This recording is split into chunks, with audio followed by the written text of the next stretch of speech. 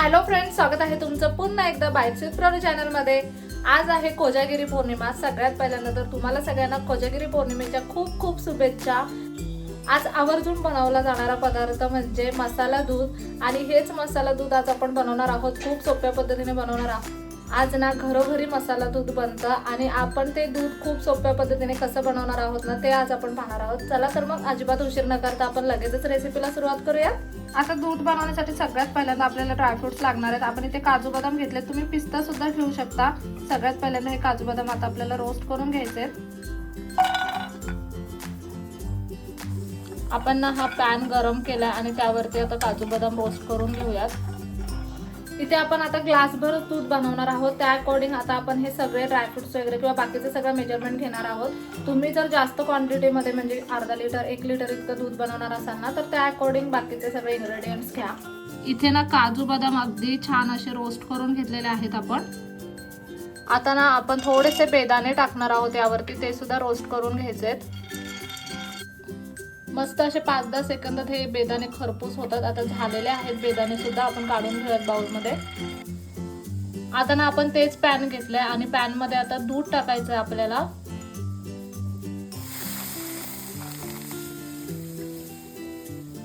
आपण जो ग्लास घेणार आहे ना, जेवढ्या क्वांटिटी मध्ये दूध बनवणार आहे त्याच्या 1.5 पट दूध आपल्याला इथे वापरायचंय, कारण की आपल्याला ना आता हे दूध आटवायचंय।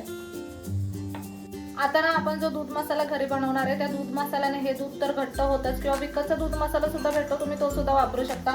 पण ना आता आपण जेवढं दूध बनवणार आहे ना, जेवढी दुधाची क्वांटिटी आपल्याला बनवायची आहे ना त्याच्या 1.5 पट इतकं दूध घ्यायचं, म्हणजे ते ना थोडं आटवायचं दूध, आणि आटलं ना की दुधाची टेस्ट एकदम छान लागते। आता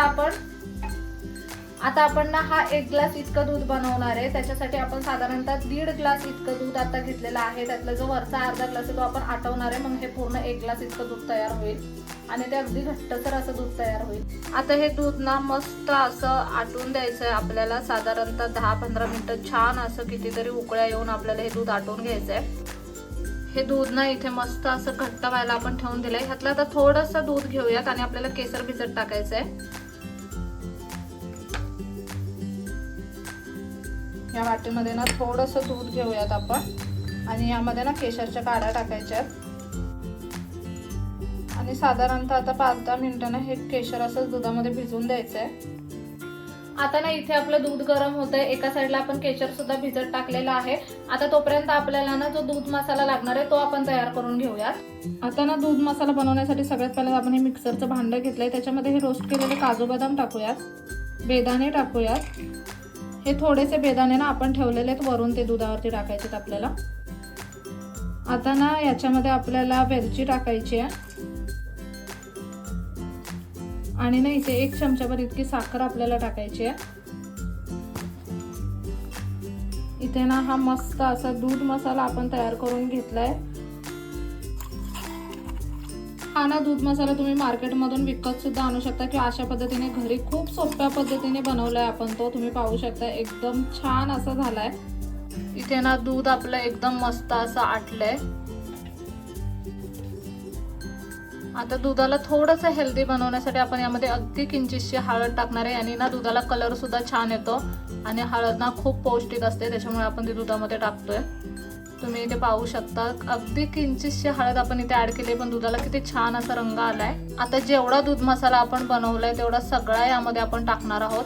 याने ना दुधाला आपोआप घट्टपणा येतो आणि छान अशी चव सुद्धा येते। हे सगळं आता व्यवस्थित मिक्स करायचं आणि अशा पद्धतीने ना चमचा हलवत राहायचं। साधारणतः 3-4 मिनिटं अजून आपण दूध छान असं गरम करून घेणार आहोत। हे ना सगळं छान असं मिक्स करून घ्यायचंय आपल्याला आणि साधारणतः आता मिनिटभरासाठीच हे दूध आपल्याला गरम करून घ्यायचंय। इथे तुम्ही पाहू शकता दूध मसाला टाकल्यावरती ना दूध लगेचच एकदम घट्ट असं झालंय। ऑलरेडी आपण ते दूध आटवून घेतलं होतं आणि आता दूध मसाला टाकल्यानंतर ते अजून घट्ट झालंय। इथे ना तुमच्या आवडीप्रमाणे तुम्ही कट केलेले ड्रायफ्रुट्स वगैरे सुद्धा टाकू शकता, जर तुम्हाला पावडर आवडत नसेल तर, किंवा अशा पद्धतीने दूध मसाला बनवून सुद्धा ऍड करू शकता। भरभरून असे ड्रायफ्रुट्स वापरू शकता यामध्ये। तुम्ही ना पिस्ता सुद्धा याच्यामध्ये वापरू शकता, एकदम छान लागतो पिस्ता सुद्धा आणि कलर पण छान येतो पिस्त्याने। आता ह्याला ना एक छान अशी उकळी आली, यामध्ये आपण जे केसरवालं दूध बनवलेलं ते टाकूया आणि आता वरून ना हे मनुके आणि चारोळे आपण टाकणार आहोत। आणि इथे तुम्ही पाहू शकता अगदी गरमागरम असं हे मसाला दूध बनवून तयार आहे. लगेचच याला आता ग्लासमध्ये आपण काढून घेऊयात.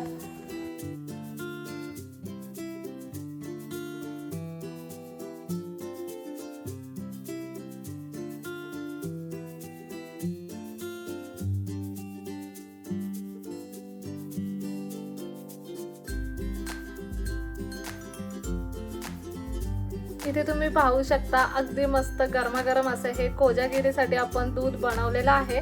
आणि ना हे खूप सोप्या पद्धतीने आपण बनवलंय. इतकं भारी लागतं आणि ना खूप सोप्या पद्धतीने बनतं. आपण हे 1 ग्लास दुधाच्या अकॉर्डिंग बनवलंय. तुम्हाला जर असंच बऱ्याच क्वांटिटीमध्ये बनवायचं असेल ना तर तुम्ही सेम हे मेजरमेंट वाढवू शकता. आणि ना आता आपण लगेचच हे दूध टेस्ट करून बघूयात.